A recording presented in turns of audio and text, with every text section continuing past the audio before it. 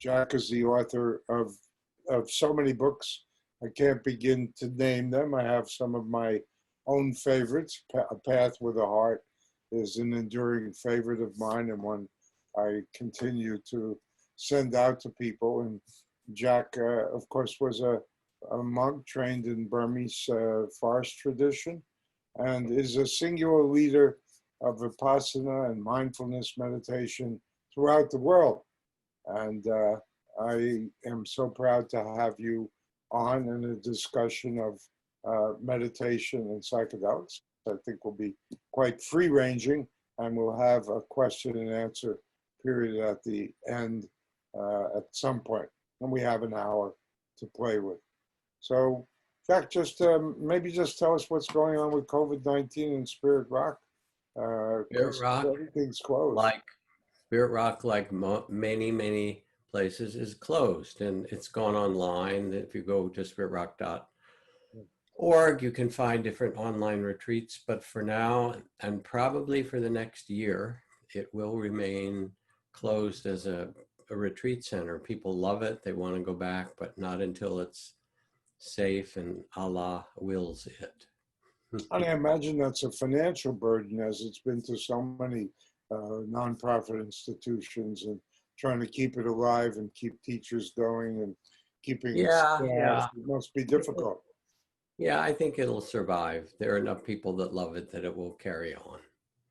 Yes, I'm sure of that. I just imagine it's not been particularly easy. So what? No, that's mostly hard. Like all these small businesses and nonprofits, it's hard to continue to pay the whole staff. And that's really the big heartbreak. It's people who are furloughed or who lose their jobs because we don't have any money to pay them all. And that's true across the country because things have been so badly handled that we have this huge pandemic. Yes.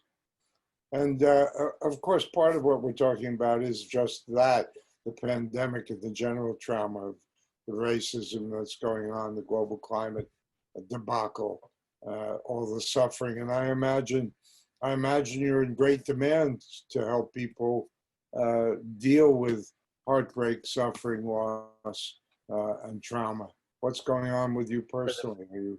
For the first few months, I was amazingly busy getting calls from all over to work with different groups, huge foundations, and the staff of the Biden campaign and the staff of places that are doing first responders of hospitals and places around, and then doing things for giant corporations where the leadership and the staff were all, very anxious, and sometimes people quite desperate. And now two things have happened. We have this amazing capacity as human beings to accommodate to almost anything. And people have sort of accommodated to the pandemic, and they're not so desperate now. They're more leading lives of quiet desperation, as the poet would call it. But there's deep concerns about all the crises we face, the economic crisis, the social justice crisis, the racist crisis, the climate crisis, the moral. We're really in a spiritual crisis as a culture.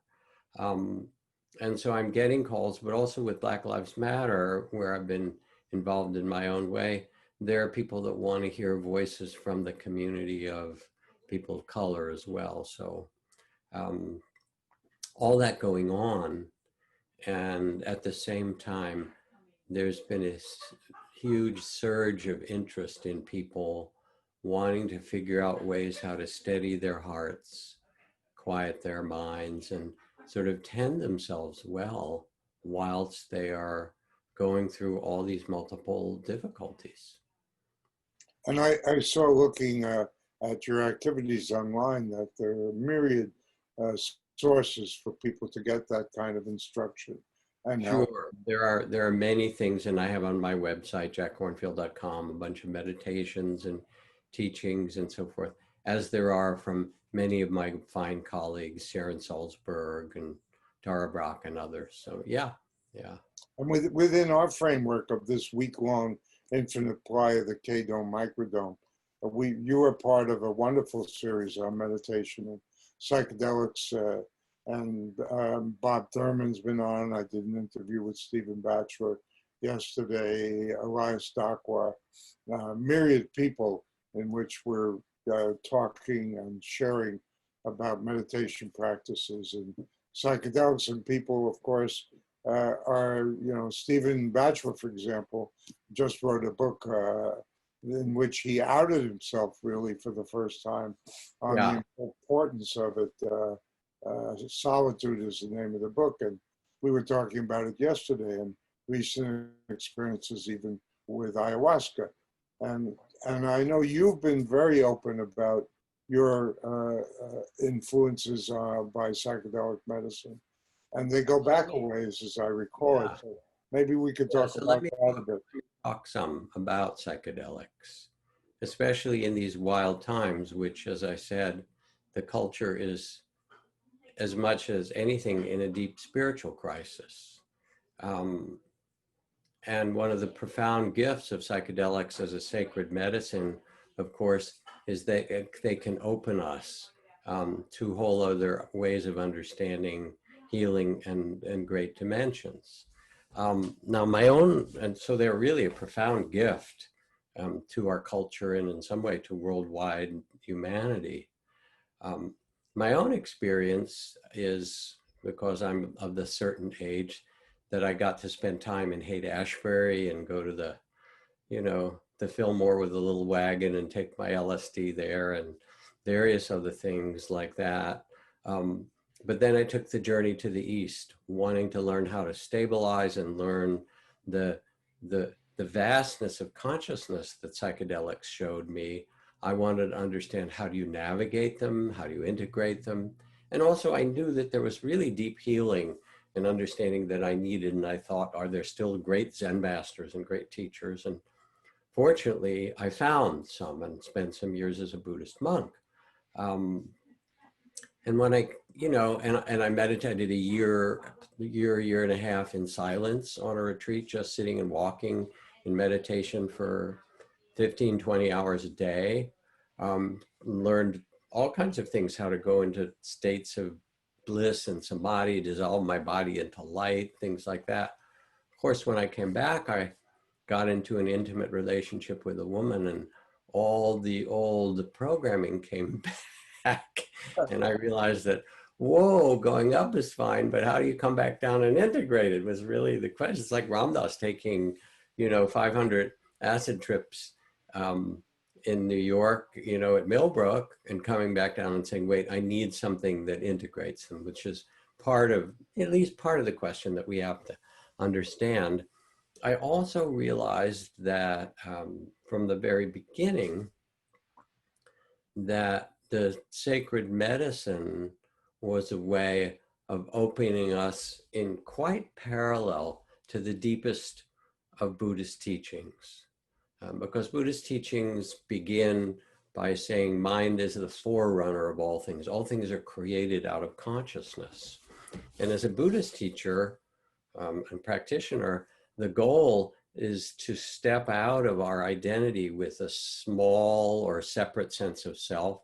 Sometimes it's called the body of fear, or Alan Watts described it as the skin encapsulated ego, and shift our identity to mystery, to the sense of interconnection with all things, or interbeing, as Thich Nhat Hanh translates it, to discover that who we are is consciousness itself, is the play of mind, the dream of Maya, the play of consciousness. And in understanding this shift of identity and a connection with all things, then there comes compassion, ethical behavior, a wisdom of how to navigate human incarnation, knowing that it's part of this greater mystery, and love, because love is actually what we are. Even in the most prosaic way, when a person is born, that baby is carried in love. Oh, here's a newborn. And when at the end of a life, when somebody holds the hand of a person dying, that last gesture is a gesture of love.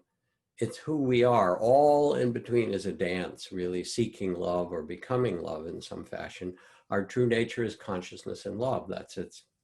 And I've written about psychedelics in my book, Bringing Home the Dharma. There's a whole chapter that most of the great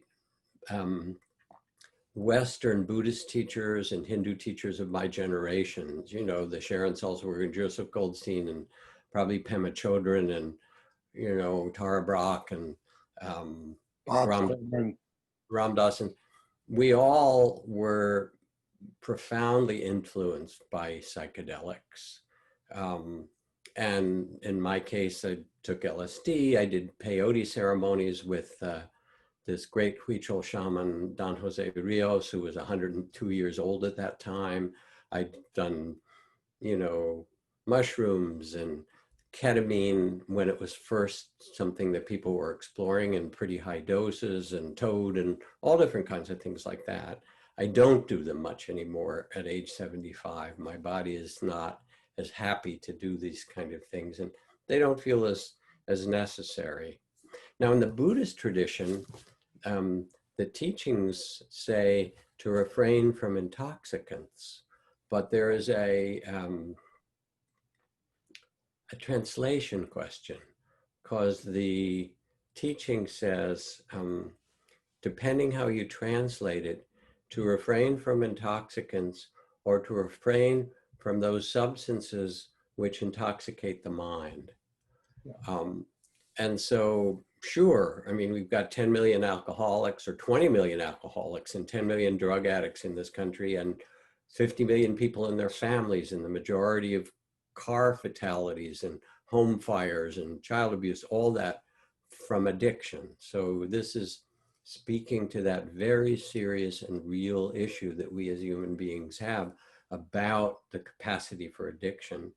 And while most psychedelics are not addictive, some like ketamine can become addictive, as I've seen in certain, you know, explorers and friends.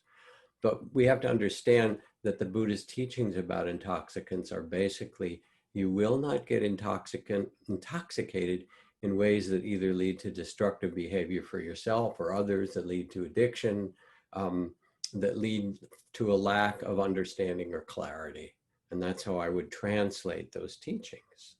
And in fact, if you read into ancient India, in the Vedas, there's all these descriptions of soma and the way people were receiving the sacred medicine from the forest and allowing them to transcend. Or if you go to the Ganges River and there are sadhus with their chillums and pretty powerful hashish sitting there smoking in a naked loincloth after doing their morning yoga and prayers and so forth, communing with God. So it's not a foreign substance in the... Interestingly, I would just say that Deepak Chopra, who was on at the beginning of this series with us, described just that, going up to a sadhu who was doing a chillum and asking for some marijuana. And the sadhu said, no, you're not ready for it. And we discussed soma, and we came to the conclusion, which I've been harboring forever, and he agreed that soma is that. It's powerful hashish. That's what was available.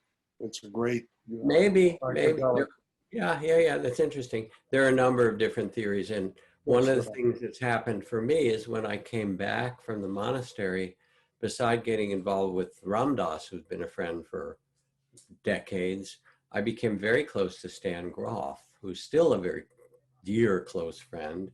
And I remember going down to Johns Hopkins, Spring Grove, where he was doing the last legitimate LSD research in the world, as far as I know, certainly in the US. And he showed me some videotapes of sessions on that 1-inch wide tape, reel-to-reel, black and white early.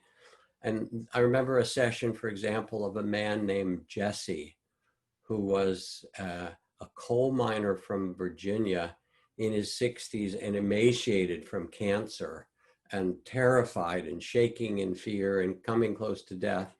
And they gave him a pretty high dose of LSD, which was being used for near-death patients and for other protocols of depression, things like that. And this video was cut in pieces so I could see Jesse beginning with the earphones and eye shades. And then, you know, his body contorting, he had been in tremendous pain and tremendous fear. And you could see him going through all that in the process of his trip. And then the eye shades came out and they talked to him. And he said in his, you know, West Virginia accent, "I've never seen nothing like this." And then you see his face and it's turned from being all contorted and full of pain. He said, "I don't have no pain anymore." He said, "In fact, I'm not afraid of nothing because I hate to tell, I don't know how to tell you, but I seen God and I know it's all going to be." And you see this human being who is so profoundly contracted in the body of fear, having opened up to the dimension of consciousness that is truly who we are, which is love and spirit and consciousness itself.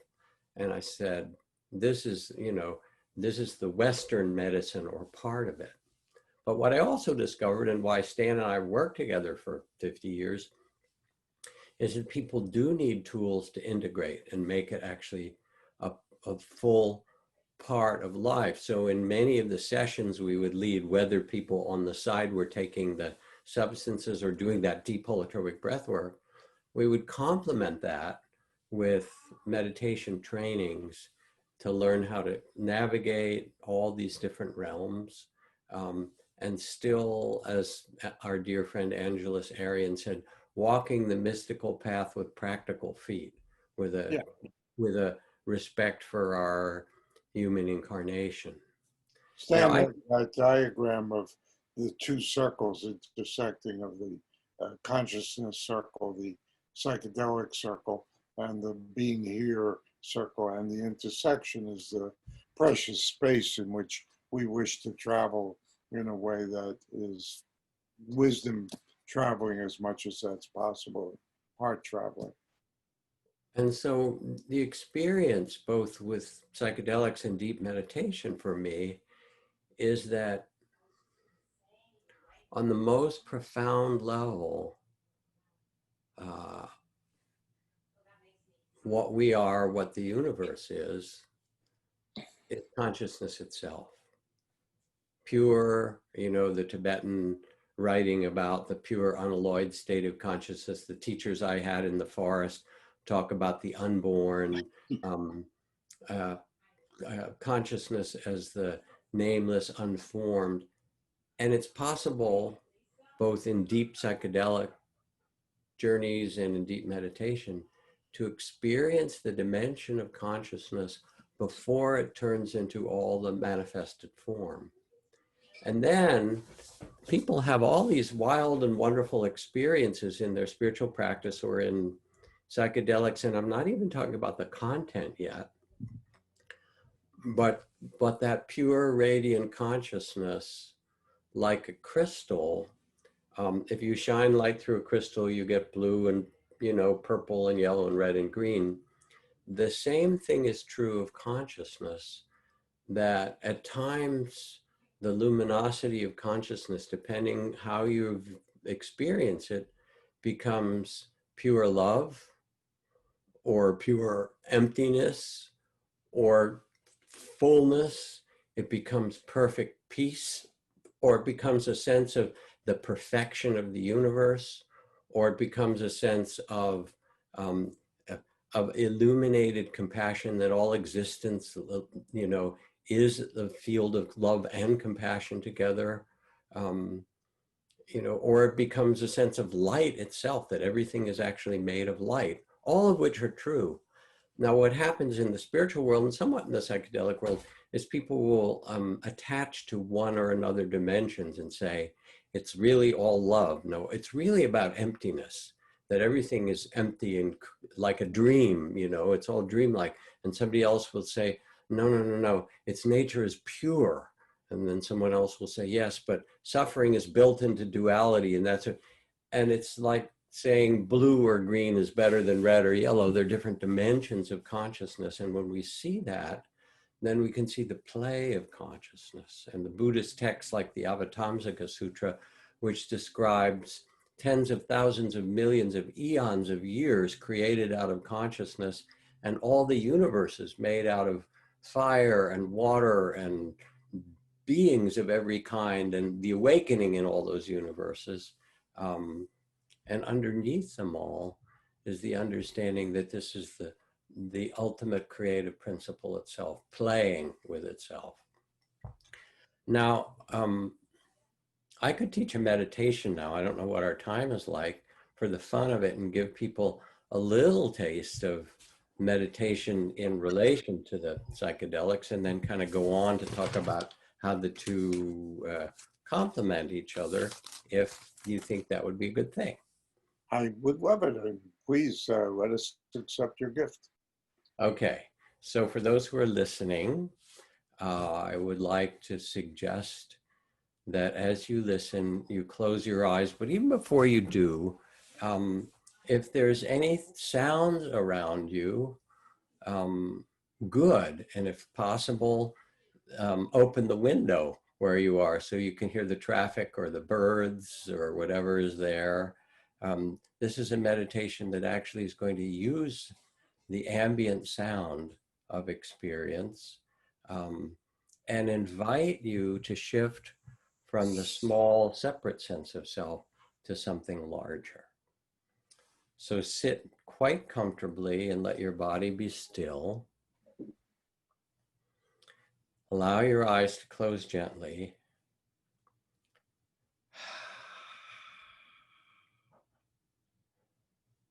Take a few deep breaths. Let the eyes and face be soft and loosen the jaw.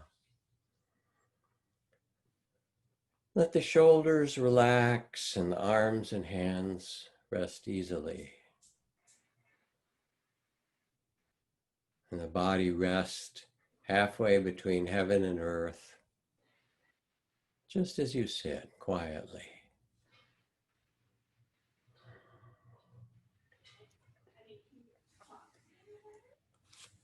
Now for this meditation, let yourself shift your attention to the doorway of the ear. With your eyes closed gently, instead of focusing on your breath or a mantra or a body sensation or an image, begin to listen.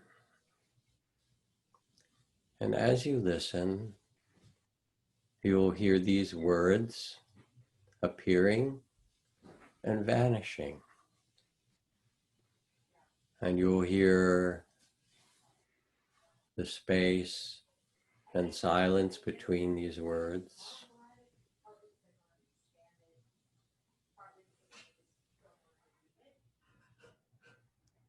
And if you listen more carefully,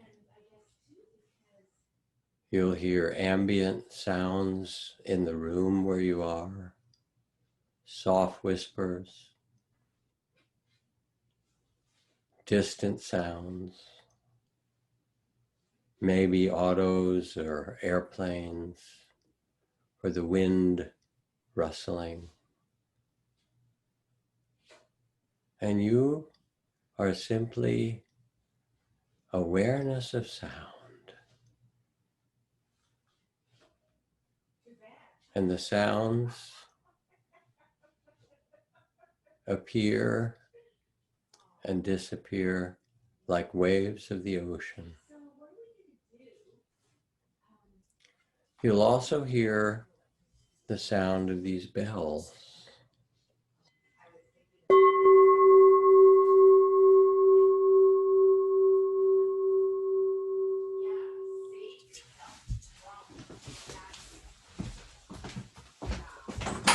I can hear every word you're saying. Oh, I'm sorry.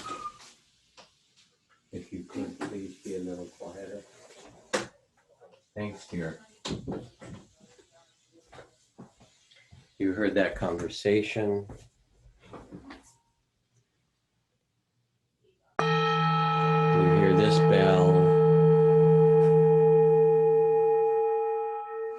And these.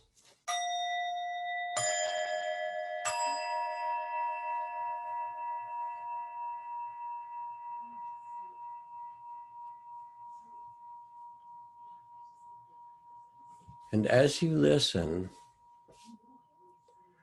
Let yourself sense or feel or imagine any way you can that your mind is not limited to the size of your head.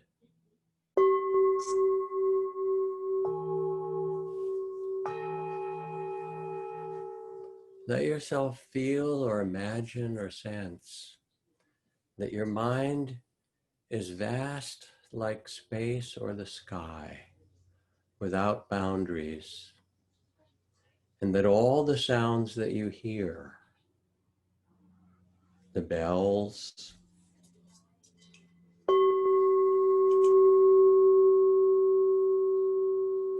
the distant sounds, the soft sounds around you, and the silence in between. They appear and disappear in the vast sky of your own mind. Your mind is like vast space, open and transparent and timeless.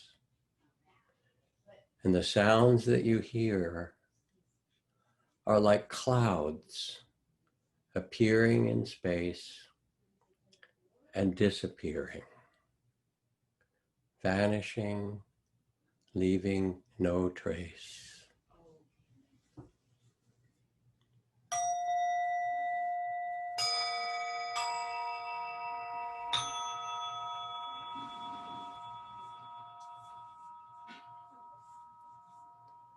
And in the vastness of this space of mind, just as sounds come and go,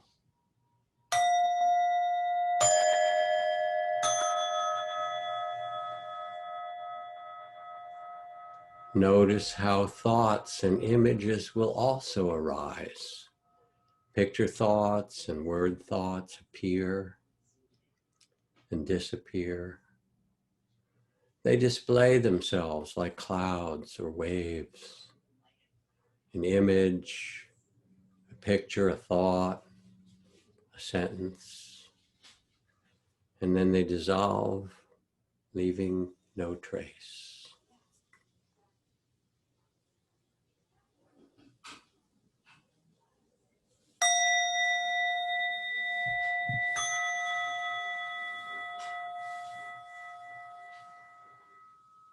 Relaxed into the vastness. It is your true nature. It is who you really are. Thoughts appear like clouds and vanish, dissolving into silence. Words and images arise and pass. Emotions like storms appear, sadness and joy in the space, and after a time dissolve. And even the body, if you feel carefully, it floats in the space of mind, not as a solid body, but as a field of energy, of tingling and vibration, warmth and cool, pleasure and pain, breathing, moving, ever-changing field, floating quietly in the vast space of mind. No inside, no outside. Who you are is pure consciousness itself. Let go and relax into the vastness. And notice that this vast, spacious consciousness contains all things, yet is not limited by them. Open, transparent, timeless, And allow yourself to sense it being filled with love. For love is who you are. Love is the connection. The consciousness itself is a form of love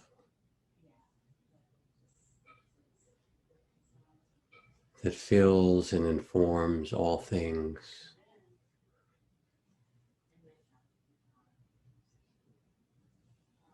Who you are is loving awareness. Relax into it. Trust it.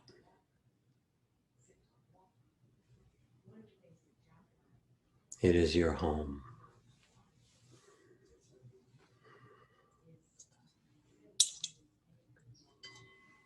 And when you're ready and you hear the sound of the bells, remaining in the vast sense of loving awareness as your true nature, with the sound of the bell in your own time, let your eyes open and see the colors and forms of life that appear to you in the vast openness. And remain in the identity of loving awareness that is who you really are, even as you play in the realm of form.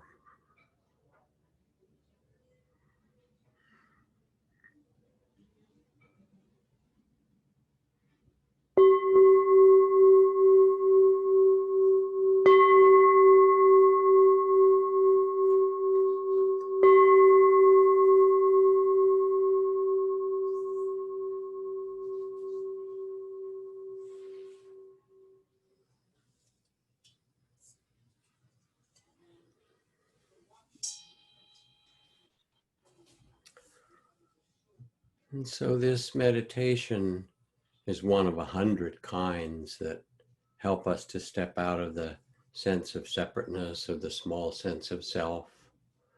For some, it may work better than others. The one thing you don't want to do is use the meditation to judge yourself. You're already too good at that. You don't need any further instruction. Instead, if it served you, you can play with it. And if not, there's meditations on compassion or light or breath practices. There are many others for you to do. But this is really a practice that invites us to begin to explore the mystery of consciousness, that we are, in fact, loving awareness itself, born into these bodies, becoming this human incarnation. But what's prior to consciousness is mystery, and we are that mystery expressing itself. As my dear friend Ram Dass used to say, remember your true nature and your social security number.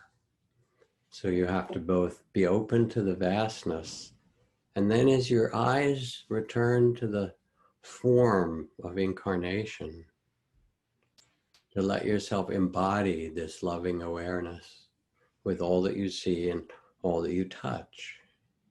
And this is why meditation becomes so helpful, because through the practice of meditation, you learn how to witness all the different states that arise. If you take acid or psilocybin or various other sacred substances and they open you to love and immensity and so forth, in the way of it opening and then returning, you may very well go through a death rebirth experience. You may do deep healing in your ayahuasca journey or in some lower dose ketamine experiences, all these kinds of things. With meditation training, you learn how to become the loving witness of it all without being afraid of the fear, without being afraid of letting go into the next experience, letting it open and navigating it easily. And then more importantly, as you return and come back, it gives you a daily and regular way to stay connected with this sense of vastness and sacredness while you're seated on the earth, and to embody it in your relationships to others or the way that you move through the world. You become the witness, but you become the skillful and loving witness that can be present for life and at the same time know that the social constructs that are around you are all created forms, and you know who you really are, who we really are is so much vaster than that. So I'll stop with this and see what kind of questions or things you want to ask Phil or others. I think with great gratitude, I would just open up our door to others to come in. So let me just put the sharing of the link up, and people can copy the link and come in.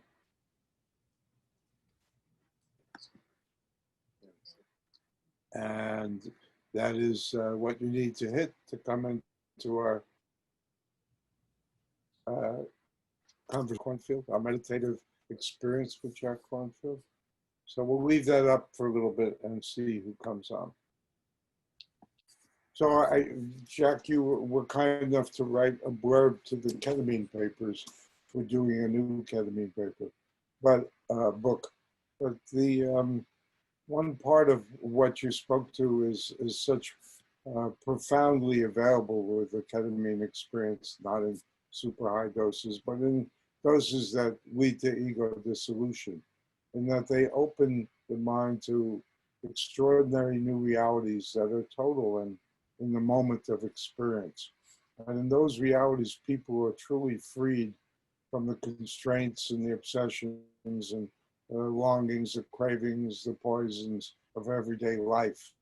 And there's a freedom to travel and be in a liberated zone, which is instructive. It really, when one comes down and incorporates it and is helped with an integration, it really benefits the experience of meditation itself, which I think is a fusion.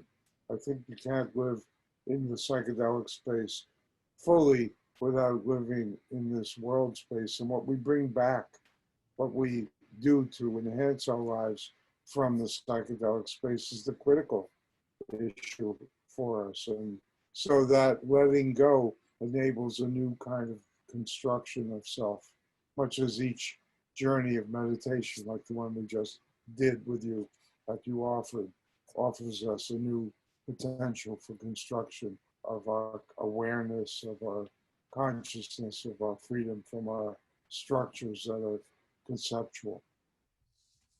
Yeah, I mean, what you just described is eloquent and a beautiful description of the way that we can both open and then come back and embody or integrate those understandings and those insights. We step out of the skin of our identity, the conditioning, the fears, the self views and the views of others, the traumas that we have. And there's a freedom in that to realize that who we are is love itself, who we are is vastness. And then in returning, it's not that those don't present themselves, because as you point out, they do. I'm back. The question is that as we return, can we embody that love? Can we become that love, including for our neurosis, including for our, skin encapsulated ego, including for the nutty things that we have done or people around us, that in some way we become love more than we become somebody. And that's, I think, how meditation really serves as well. It gives a foundation or a grounding to be present and to be loving, even in the most daily, simple regimen of practice and training. I think that's beautifully said, because I think that my own experience and what we're trying to help others experience is the arising of compassion, tolerance, respect, reduction of judgment and reactivity, so that we can coexist and co-create, and we can deal with such difficult situations as have arisen unprecedentedly I'm sure in your life, I'm a year older than you, that, you know, I have never faced in my lifetime the abomination of what's happening. You know, we were under the desks in New York trying to avoid nuclear attack as if the desk was going to protect us. And, Yeah. you know, we never got a Soviet bear bomber coming over us.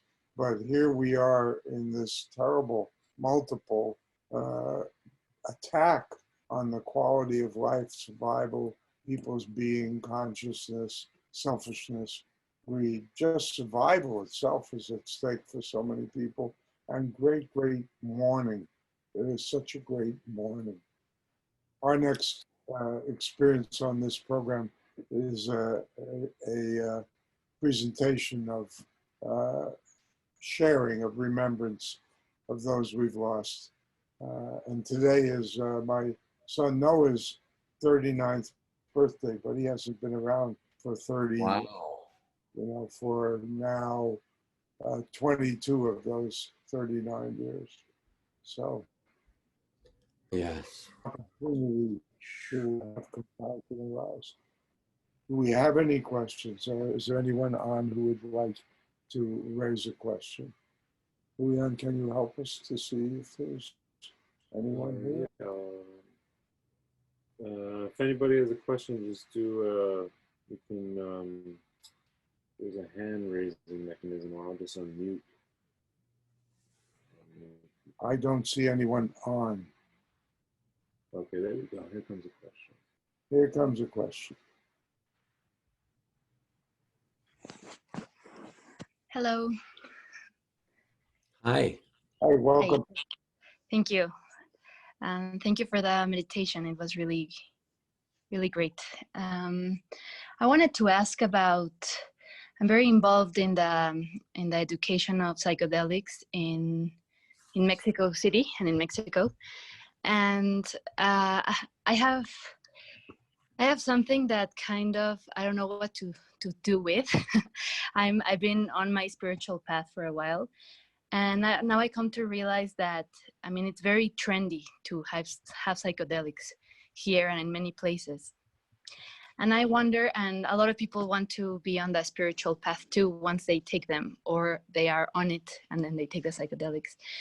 And I wanted to ask you about, I don't know, if in other traditions, or what you think about when people have this very revealing experience or mystical experiences, and they were not seeking it. So it's almost like in the meditation path, maybe there's like an integration and a looking for something, and then it suddenly comes that you have this mystical experience. But when you're not seeking it, I see that well, there's a big space when you weren't even seeking, and then you have like so much knowledge and you've seen so much light, and then there's that huge gap.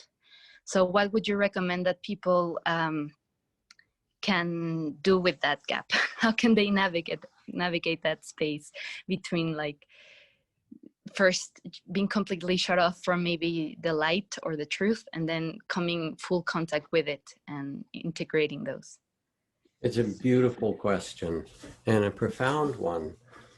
Yes, you're right. If someone has chosen a spiritual path and has that impulse, then if they open to a sense of mystery and mystical and beyond their selves, at least they have a context for it. But I think of various friends like Christina Groff, who was married to Stan Groff for all these years and doing work in this field. Her first experience happened in childbirth, where she was giving birth to a child, and then in the middle of that had this full-blown Kundalini experience throughout her body, and lights and opening to cosmic, understanding. And as she tried to talk about it to the doctors, they just gave her, Valium or something to quiet her down, because there was nothing in their medical training that helped them understand what a miracle that was, and what a mystical experience actually could be. And that's just an example. Of course, you say it can come from psychedelics, but it can come in other ways too. It can come from a near-death experience as another kind of example.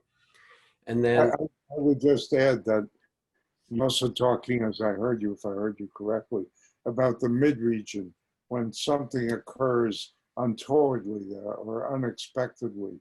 When there are many people who've been have who've had first psychedelic experiences where someone tripped them without telling them about that, and there is that unpreparedness for experiences that are so powerful and unnerving when the set and setting of human beings isn't consciously attended to. So that's when it can really hurt.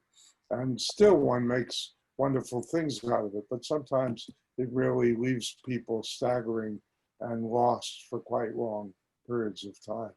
and that's kind of what St. John of the Cross writes about in Dark Night of the Soul, of having this open, being so confused and not knowing how to get back or where it was or why or something.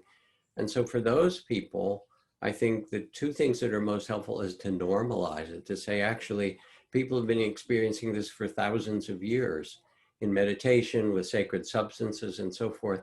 And you just had the doors open, whether it was by accident or not, hallelujah. And yes, it's disorienting, and it's supposed to be, because it shows you something bigger than your normal sense of self. The second thing, beside normalizing it, is to say there are traditions and practices that will help you integrate it and understand it. And it can be the Christian mystical practices or Buddhist or Hindu or other ways, the shamanic path, that hold people and say, all right, here's how you hold this. And you have to find one that fits your temperament and then use that system in some way to support your continued journey. Does this answer your question?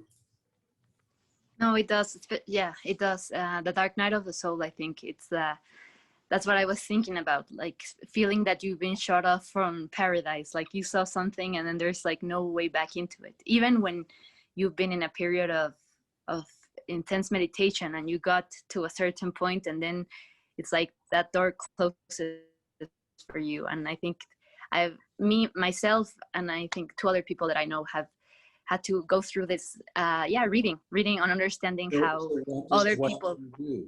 When you went through it, what helped you? What did you do?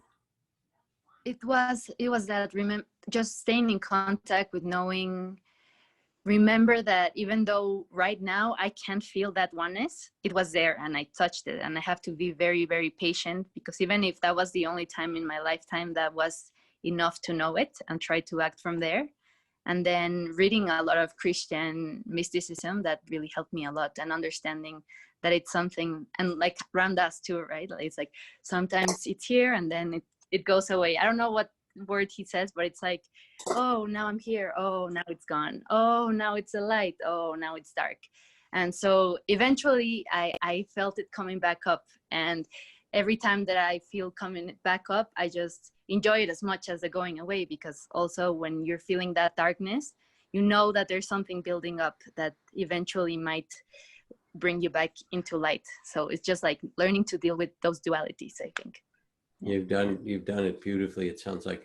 And part of it is people need to learn that they get attached to the pleasure, and then they get, very judgmental when it's gone. And that locks it in, it makes it worse. But as you say, if you can love the cycle, if you can love when you're open, and you also can love when it's closed and say, oh, I love the darkness. I love it. If you can bring love to all of it, then you're free. So that's beautiful. Thank you. Thank you very much. Are there other questions?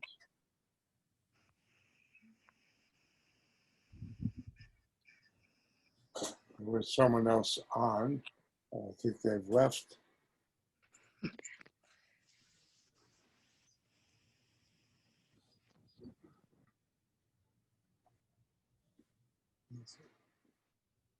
Okay. So, Jack, maybe you want to leave us with some last wonderful words. I don't know that you could do better than what you've done already, because they've been so wonderful, but why not take another stab at it? Meditation and psychedelics. Thank you. I'm really grateful I'm grateful to the sacred medicines I've taken. They've really opened me in ways that have changed my life as deeply as the meditations. And I've really devoted, 50 years to the meditation. So I find them to be a profound complement. And all of them, like for those of you listening, are an invitation to open beyond separateness to love. And then the real dance is, can I then embody that love when high and low, open and closed? Because the truth is that everything breathes, you know, the body breathes and things move in cycle and the heart pumps and so forth. But it turns out the heart opens and closes. And sometimes you're just like, oh, I love everything. And sometimes the heart closes. And the idea isn't that it's supposed to stay open all the time. It's just going to open up, never going to like close. It opens and closes like the sun and the moon. It has its cycles. And the freedom comes in knowing that you can love the dance of human life, of both the beauty and the pain of it, the perfection and the imperfection, which are actually just two sides of the same thing. And meditation then, depending what kind you do, is a way to quiet your mind, to listen to your body and heart and all that you experience, and for the healing part to hold it with compassion and love and realize that who you are is so much bigger than just the conditioned experience of your family or your culture, that who you are is love itself, is loving awareness. And establishing and grounding in that, then you can say, oh, this too is part of the dance. Many people struggle, especially in being's mind, with the lack of pleasure of meditation, right? You sit in the cushion, the monkey mind's jumping all around. I can't do it. I'll never get control of my mind. This is a lot of experiences therapists have. And yet, here you are, 50 plus years, and you've been doing meditation. For you, Jeff, tell us, what is the pleasure of this? I hear the discovery of compassion and the return to it and insight. Tell us about the pleasure that makes this sought after. Well, first of all, it's not meant to be a grim duty. If you do your meditation just the way you might be dieting and exercising and, trying to make, or going to your therapy and trying to make yourself better, you won't want to do it. But if instead you take the meditation and you do it as an act of love, and you say, I'm going to sit and meditate, whatever it is you do, your mantra or sense your breath or bring in this field of mindful loving awareness, which is my practice. I bring mindful loving awareness to my body and I feel where it's pained or contracted or tight. And I let it be pained. I hold it with love and I say, all right, show me. And instead of trying to get rid of the tension or the tightness, I say, open, let me feel you more fully. And the tightness gets more tight and the body wants to move, just like on a session of psychedelics, and things open. And as I allow it space, as we did in that meditation, it opens and it comes to a place of well-being. And then I feel in this pandemic time, if I tune into my heart, there's grief and sadness, there's worry and fear for what's happening in our culture and around the world. There's anger, all those things, along with underneath them, I'm angry because I care. Underneath the fear, I'm afraid because I care. So I can feel the care and the love and all those things. And I feel it and I sense my heart and I say, thank you. Thank you for being big enough to hold all these feelings. I'm okay for now. I'm the loving awareness and I can be aware of you and appreciate all that you're holding. Thank you.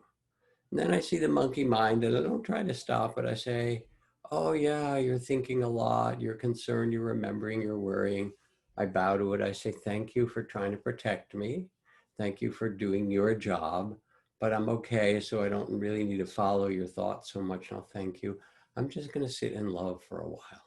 And in this way, the meditation isn't something that where I'm fighting against myself or trying to stop my thoughts or not have sad feelings or get rid of the tension.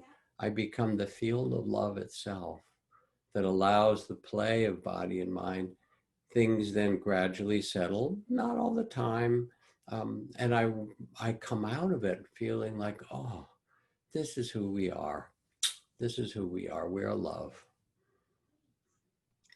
On that note, I'll express my deep gratitude for you being part of the K-Dome, the Microdome, and the Infinite Playa. And see you soon, and may you be healthy, and may your great good work continue unabated. Thank you. And the same to you, Phil, and to everybody who's been part of this. And virtual Burning Man, may it spread across the world and bring joy and awakening to everyone. So thank you. Thank you, Jeff. Bye-bye.